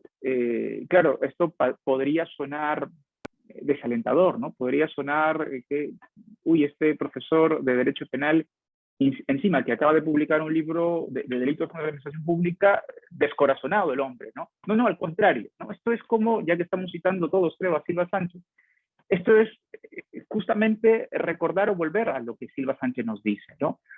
Cuando peor funciona algo, cuando parece que todo está a punto de caerse, cuando decimos el derecho penal está en crisis, decimos, no, momento, la crisis es consustancial al derecho penal, ¿no? Entonces, en verdad, esto no es algo negativo, nos dice Silva Sánchez, ¿no?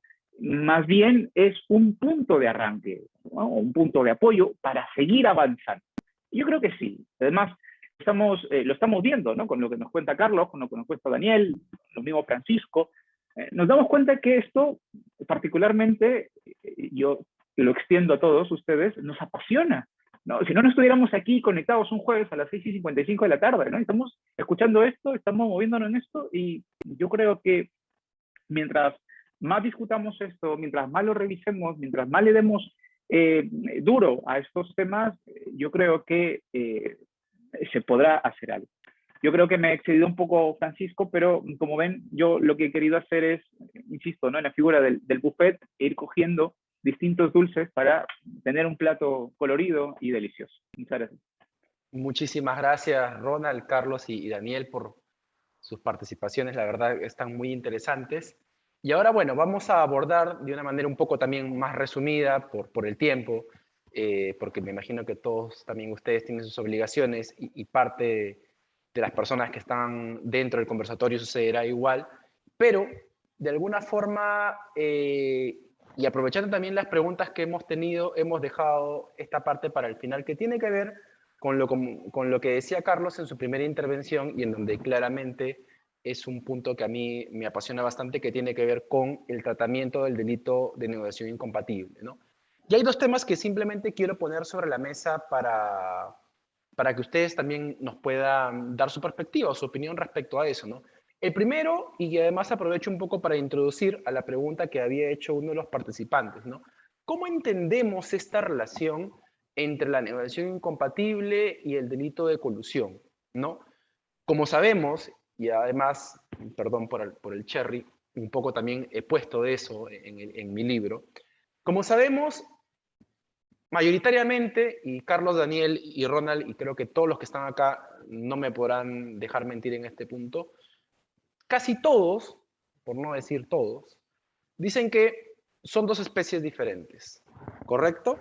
Trayendo un poco a nuestro pasado, bueno, nuestros orígenes norteños, una cosa es mero, otra cosa es bonito, ¿correcto? No se parecen, pero entonces, ¿cómo explicamos, como lo decía uno de los participantes, que en algunos casos no solamente las investigaciones incluyen los dos delitos? Más allá de que se pueda plantear la tesis alternativa, normalmente la alternatividad está cuando se plantea una referencia o un espacio de bien jurídico similar. Yo no podría procesar a mi estimado Daniel Guamán por un delito de feminicidio y luego poner como tipo alternativo, pues, maltrato animal. Obviamente eso sería ilógico y ofensivo, obviamente, ¿no? Pero a su vez también, si parte de la doctrina y también de la jurisprudencia dicen que son cosas diferentes, ¿cómo explicamos, como lo decía además una de las personas que está preguntando, que claro, me planteas la tesis alternativa, voy a juicio, porque aunque no ha puesto el ejemplo, he conocido casos así, me condenan por colusión, ¿correcto? Perdón, me absuelven por colusión, el fiscal impugna, pero solamente impugna por la pretensión principal, que es la colusión, y la sala dice, no. Perdón, me he equivocado en el ejemplo. Me condenan por negociación incompatible, dejo de lado la colusión al momento de la impugnación, y la sala dice, oye, siguiendo lo que dice la casación 841-2015, no puede haber complicidad en la negociación incompatible. Así que anulas juicio oral por colusión, ¿no? Y esto, que claro, quizás todavía siga siendo algo que mucha gente no conoce, se está convirtiendo en una práctica que poco a poco se va elevando, ¿no? A pesar, insisto, de que mayoritariamente se dice que la colusión y la negociación incompatible no son lo mismo, ¿no? Como dice Raúl Pariona, mientras que la colusión es acuerdo fraudulento, la negociación es interés indebido. Y otro punto tiene que ver, y aprovecho ahí también seguramente para robarle unas palabras a Daniel Guamán, con la comprensión de frente a qué tipo de delito nos podemos encontrar en la negociación incompatible y también vincularlo, aprovecho el momento porque he hablado de la colusión con la colusión, ¿no? Recuerden que el profesor Víctor Prado creo que fue ponente en una casación donde él advierte que la colusión está mal denominada, no es simple agravada, él plantea que es conspiración colusoria y el segundo párrafo es colusión como tal. Es más, hay una tesis de la Universidad Católica, que siempre la comento porque me pareció un planteamiento muy interesante, se me dio el nombre del alumno, en donde él plantea eliminar la colusión y la colusión que sea absorbida por la negociación incompatible. Pero lo que iba es que si vamos al otro lado, en la negociación incompatible se habla normalmente que es un delito de peligro, y de un delito de peligro concreto, más allá que Ronald acababa de decir que recientemente la Corte Suprema, específicamente la Sala Penal Permanente, ha dicho que es un delito de peligro abstracto, pero mayoritariamente dicen que es un delito de peligro concreto. Y yo lo que sostenía, un poco vinculado a lo que decía Daniel, es, a ver, si es un delito de peligro concreto, cuando el funcionario público se interesa en un contrato y un asesor legal o el comité de selección se interesa en otorgar la buena pro, ¿correcto? A la empresa, al estudio de abogados, ¿no? Rodas Asociados, ahí está puesta en peligro la imparcialidad o ya se lesionó. Porque, como lo menciono, aún así, independientemente de que puedan estar de acuerdo en mi posición sobre lo que es el bien jurídico, si es la imparcialidad o es otro bien jurídico, claro, decir que el bien jurídico es la imparcialidad pero a la vez decir que el delito de negociación incompatible es un delito de peligro concreto, a mí, por lo menos, me queda una espina, ¿no? Que no parece una posición muy coherente. Salvo que hagamos el salto, como siempre lo menciono en España, que lo sostiene la profesora Jareño Leal, que ella dice que en su comprensión, el delito sí es un delito de lesión. Porque, como en el ejemplo que ponía, cuando el comité se interesa verdaderamente en querer direccionar un contrato para un estudio de abogados o para quien quieran poner como ejemplo, ahí ya se está quebrantando la imparcialidad del funcionario público. Dejo estos dos temas de alguna forma flotando a libertad de cada uno que los pueda escoger. Comenzaría en este caso con Ronald para luego pasar con Daniel y finalmente terminar con Carlos. Ustedes elijan con cuál de los dos se quedan más cómodos o si prefieren, aunque por temas de tiempo, pueden contestar alguno de ellos. Muchas gracias. Entonces, ¿por dónde podemos comenzar? Al final, Francisco. Cualquiera de los dos, cualquiera de los dos temas. Ah, perdón, comenzabas tú, Ronald.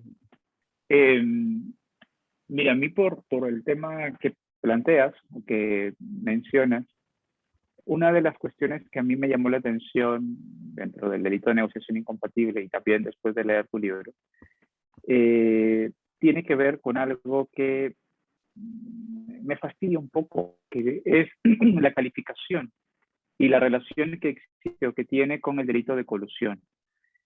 Si nosotros rastreamos, y perdonarás que me desvío un poquito, pero a mí esto es lo que me chirría, si nosotros rastreamos un poco los precedentes o los pronunciamientos que ha tenido la Corte Suprema respecto a estos delitos, en la misma ponencia a la que has hecho referencia del juez supremo Prado Saldarriaga, en donde él cuestiona que se le llame colusión simple y agravada, en esa misma sentencia el juez supremo señala que estas distinciones entre delitos de peligro y delitos de resultado en verdad pues no son correctas, ¿no? Que en verdad deberíamos estar hablando siempre de un delito de resultado. Claro, esta es una posición que luego los otros jueces en la sentencia no asumen, ¿no? Y que en verdad la Corte Suprema no asume. Y la doctrina tampoco asume, ¿no? Sí se diferencia en la colusión en un aspecto de doble, ¿no? De protección doble, de un delito de peligro y un delito de lesión. Sin embargo, yo vuelvo, y esto me permite a mí retomar el tema, uno de los temas que había planteado antes,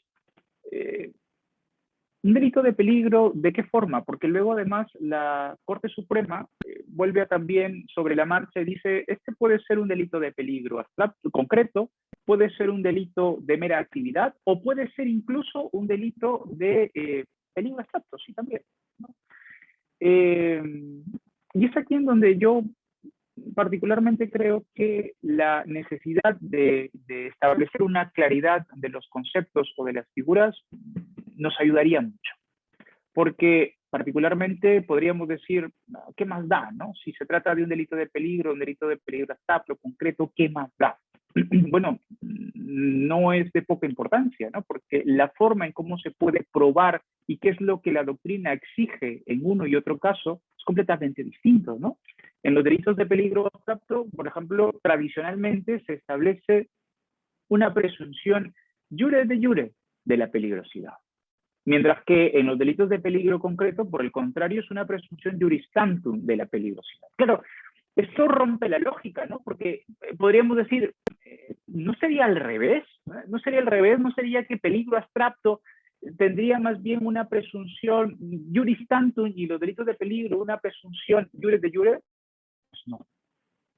La doctrina establece que justamente en donde se puede abrir más la mano, que son los delitos de peligro abstracto, pues yo no le voy a dar juego a las personas que realizan esta conducta para que pueda demostrar si hay o no hay peligro. Si el legislador lo ha establecido como tal, entonces se establece o se sanciona como tal. En cambio, en los delitos de peligro concreto, sí se puede permitir, al menos desde la construcción de los delitos de peligro concreto, sí que se puede dar paso, ¿no?, a esta posibilidad de demostrar que, en verdad, en el caso en concreto, la situación no era peligrosa y, por tanto, no tendría que ser penalmente relevante. Fíjense que si nosotros establecemos una relación de esto con los delitos completamente de colusión y de negociación incompatible, ¿qué podríamos decir? Podríamos decir que el segundo párrafo del delito de colusión, por ejemplo, sí podría ser calificado como uno de resultado de lesión. El primer párrafo, ¿qué podría ser? Podría determinarse o podría calificarse como un delito de peligro. Yo no tengo ningún inconveniente en eso. Pero un delito de peligro en la escala tradicional, que podríamos decir un delito de peligro concreto. ¿Por qué? Porque esto me permite luego dar la entrada al delito de negociación incompatible y establecer que el delito de negociación incompatible podría ser uno en el que se aplique o se entienda una naturaleza de un delito de peligro o más bien uno de anticipación, es decir, un delito conocido como un delito preparatorio, ¿no? Y así yo creo que podríamos establecer los límites y podríamos establecer la esencia de cada uno de estos párrafos o cada una de estas figuras delictivas y por tanto saber a qué atenernos, ¿no? ¿Por qué? Porque, por ejemplo, si nosotros decimos, bueno, el delito de negociación incompatible es un acto preparatorio, entonces la anticipación es tal que la posibilidad de la actuación llega o la intervención del derecho penal llega en cualquier etapa, ¿no? Cuando ya está claramente definida la existencia de ese interés indebido, ese es otro tema, ¿no? Una irregularidad administrativa se puede definir como un interés indebido, ¿no? O la sumatoria de esas irregularidades administrativas se puede tomar como un interés indebido, ¿no? La Corte Suprema dice, no, ojo, cuidado, que la irregularidad administrativa no supone automáticamente la existencia de un interés indebido o no supone necesariamente que haya aquí relevancia jurídico-penal, pero puede ser un juicio, ¿no? Bueno, ese es otro tema, ¿no? Entonces, establecemos, ¿no?, la posibilidad de negociación incompatible como un acto preparatorio. Si nosotros, fíjense, estamos hablando de la anticipación máxima, una medida máxima puede ser esto, ¿no? Un delito de preparación, un delito preparatorio. Que la doctrina señale que una figura como esta tiene serios cuestionamientos de legitimidad o tiene cierta posibilidad o puerta de generar injusticia, ilegalidad o cierta arbitrariedad, sí, es algo que yo no lo niego, pero es algo que no podemos tampoco dejar de observar o de revisar. De hecho, aquí nosotros podemos señalar cómo es que la doctrina, incluso en estos tiempos, vuelve a retomar la figura de los delitos de anticipación, delitos de peligro, delitos de actos preparatorios. Y yo sí creo que nos puede ayudar mucho o nos podría generar, en verdad, un avance, revisar estas figuras. Claro, seguramente a lo largo de esta exposición, ¿no?, los que estamos aquí conectados todos pueden decir, oiga, este profesor está tan obsesionado con los delitos de peligro que vuelve sobre la marcha, ¿no?, y siempre lo saca. Sí, en parte porque es algo que me persiguió a mí para la tesis doctoral, así que, bueno, igual ese es un mal que yo cada cierto tiempo intento alejar, pero ya lo siento, vuelve a salir por ahí mi corazoncito de peligro. Pero lo digo además porque, lejos de lo que podríamos nosotros imaginarnos, la figura de los delitos de peligro no las creó un dogmático, ni los creó la sala, los tribunales, ¿no? Los creó el legislador, en su necesidad de darse cuenta, de adelantarse, de proteger, ¿no?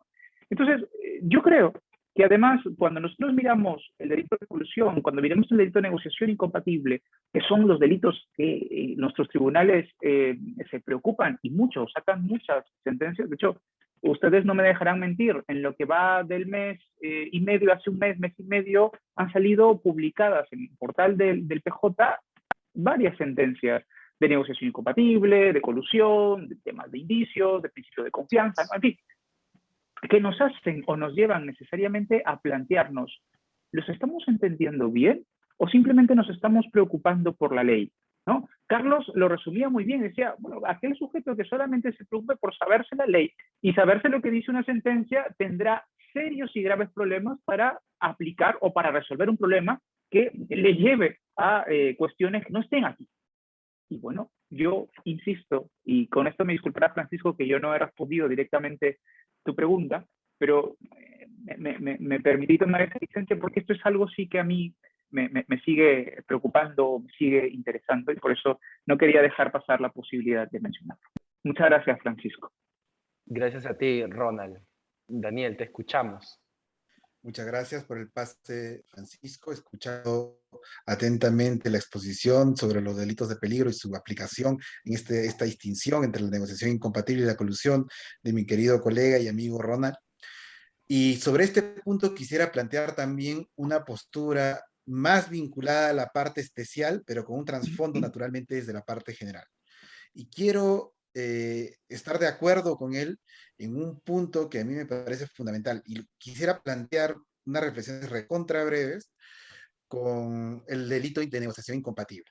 Y específicamente quisiera entender el delito de negociación incompatible. Solo se puede entender el delito de negociación incompatible con de cara a una colusión, o puede tener una autonomía con respecto a un interés indebido que no implique necesariamente ser considerado como un acto preparatorio del acto colusorio. La interpretación que se le dé a este punto inicial, a esta respuesta, va a tener consecuencias prácticas muy distintas. Si se le considera como un acto preparatorio y que exclusivamente esté vinculado al momento de la colusión, yo sí consideraría serias dudas acerca de su legitimidad. ¿Por qué? Porque ya estamos hablando de que según la doctrina, la jurisprudencia, y en este caso yo podría entenderlo por el nivel de proximidad de la colusión, que se sanciona incluso sin que exista un perjuicio, que se sanciona en una etapa previa, y podría verlo en la categoría tradicional, distinta naturalmente a la que Ronald maneja, y que la doctrina, como él bien ha señalado, es profusa en torno a lo que puede entenderse por un delito de peligro abstracto. Si consideramos el primer supuesto del delito de colusión como un delito de peligro abstracto, me pregunto, ¿sería dogmáticamente admisible tener un delito de peligro abstracto de otro delito de peligro abstracto? Naturalmente, ya estaríamos anticipando demasiado las barreras de punibilidad y estaríamos haciendo que la conducta carezca de legitimidad jurídica penal. Ese es el primer punto. Entonces, esto nos debe llevar a una interpretación sobre la normativa vigente y nos puede decir, entonces, puede haber un ámbito del delito de negociación incompatible, el cual no tenga que ver con la colusión, y me pongo a pensar y elucubrar que sí, podría existir un supuesto en el cual el funcionario disponga del patrimonio sin que el interesado tenga realmente algún tipo de interés real, o sea, sin que el particular tenga un interés real, sin conocimiento del particular real. Por ejemplo, soy el alcalde y veo que mi ahijado pues está queriendo incorporarse a la función pública. Si yo veo que él cumple los requisitos, lo presento ante la entidad correspondiente, ¿estaría cometiendo o no estaría cometiendo un acto de negociación incompatible por la sola presentación? O de repente deberíamos cambiar esto, como dijo Francisco de forma interesante, ya por un tema distinto como un tráfico de influencias.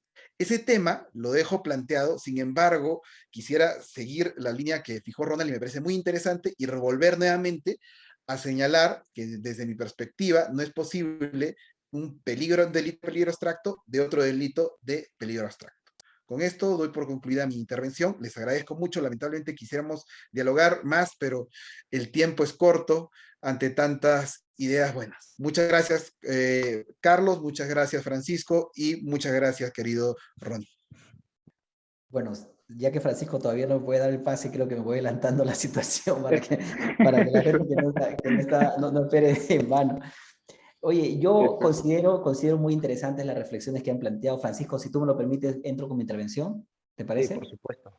Estupendo. Me parece muy importante, muy interesante. De hecho, tú abordas esa problemática en el libro, Francisco, cuando hablas acerca de las posiciones que consideran al tipo de negociación incompatible como parte del iter criminis del delito de colusión, ¿no? Yo creo que acá la perspectiva histórica nos puede dar algunas luces para poder seguir reflexionando al respecto. Estos debates generalmente logran consenso después de muchas ideas. La perspectiva histórica creo que nos puede dar una alternativa. Fíjense, yo hablaba del Código de 1848, el Código Penal Español, que era el segundo, en mi opinión. Si uno retrocede un poquito más, me parece que está el Código de 1822. En ese código no estaba contemplada el delito de colusión, pero sí había un artículo 400 y tantos que hablaba algo así como la persona o el funcionario que toma parte en el negocio. Que toma parte. Es un código súper, todavía no estaban pulidas las técnicas legislativas en ese entonces, 1822. Entonces trataron de comprender pues todos los supuestos habidos y por haber que se estaban presentando en las contrataciones, ¿no? Y uno de los supuestos reales que empezaban a aparecer en esa época era que los funcionarios públicos, en una época en donde la institucionalidad no estaba pues como está ahora, ¿no? Que hay más conciencia, hay leyes que fomentan la ética, la transparencia, el compromiso con su función. En ese entonces pues la conciencia de los funcionarios públicos de su interés indebido de tomar parte en una negociación donde ellos mismos participan era escasa, ¿no? Entonces la ley trató de decir, oye, es delito, en el Código de 1822, es delito que tú tomes parte en esta negociación, no se vale, tú eres funcionario público, ¿no? Y eso fue en el 1822. En el primer código, en el segundo Código Penal Español, que es el 1848, esta figura un poco así recontra difusa, con un montón de supuestos, con una pésima técnica legislativa, se corrige, ya no aparece. Y aparece sí, primero aparece el delito de colusión, y después, seguidito nomás, después de él aparece este delito llamado negociación incompatible, pero no pensado para un beneficio de tercero, sino pensado en beneficio del propio funcionario, ¿no? Entonces, estos aspectos me llevan a mí a pensar que lo que se pretendió abarcar con el delito de negociación incompatible, y además como su nombre lo dice, negociación incompatible en ese momento, era aquellos supuestos donde el funcionario más bien se beneficiaba del negocio, él mismo, ¿no? En lugar en el primer caso se coludía con el particular, pero en este caso él mismo se beneficiaba. Ahora es casi impensable que un funcionario pueda beneficiarse a sí mismo sin coludirse con alguien.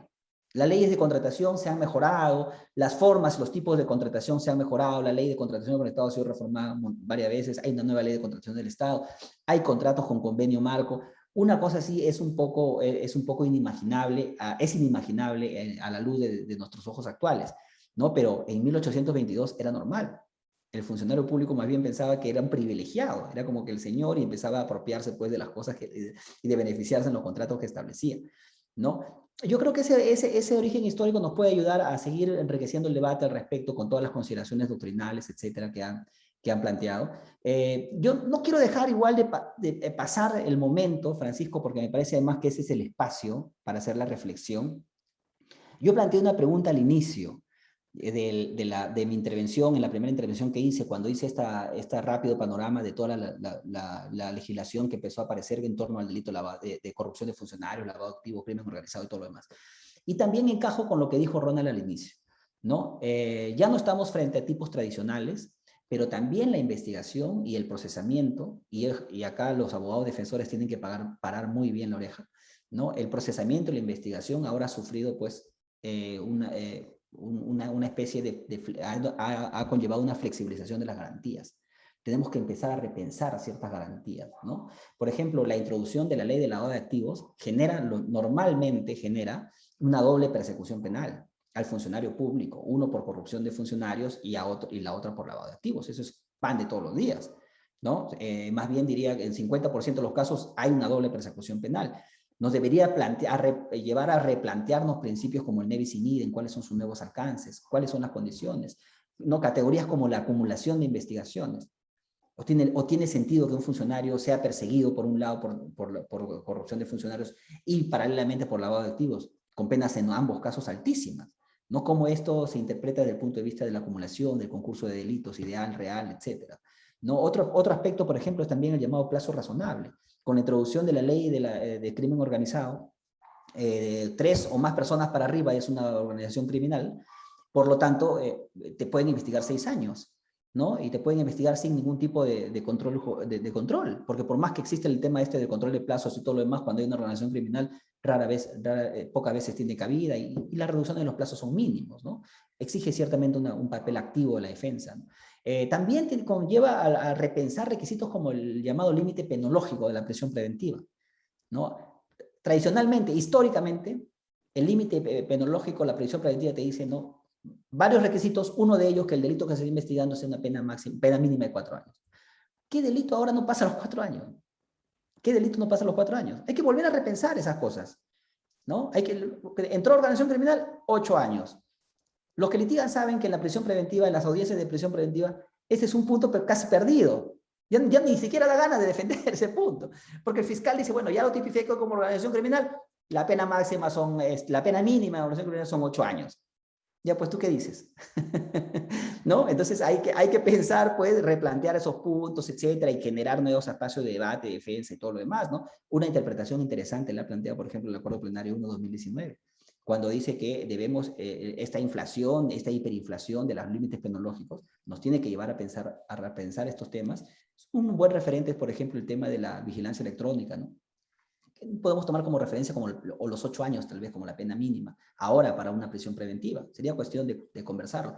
También la introducción de figuras como la colaboración eficaz, por ejemplo, nos lleva a replantearnos instituciones o garantías como la imparcialidad judicial. Un colaborador eficaz se acerca al fiscal y le dice, ¿sabe qué? Yo quiero ser colaborador. El fiscal dice, perfecto, agarra, abre su cuaderno reservado, nadie se entera, ni siquiera lo personal de su despacho, solamente él y el colaborador. ¿Qué hace? Voy a corroborar. El colaborador la información, el fiscal va a corroborar a quién le pide la corroboración, una orden de allanamiento, a quién le pide una detención preliminar, a quién le pide, no, ¿a quién? Al juez de investigación preparatoria de este caso.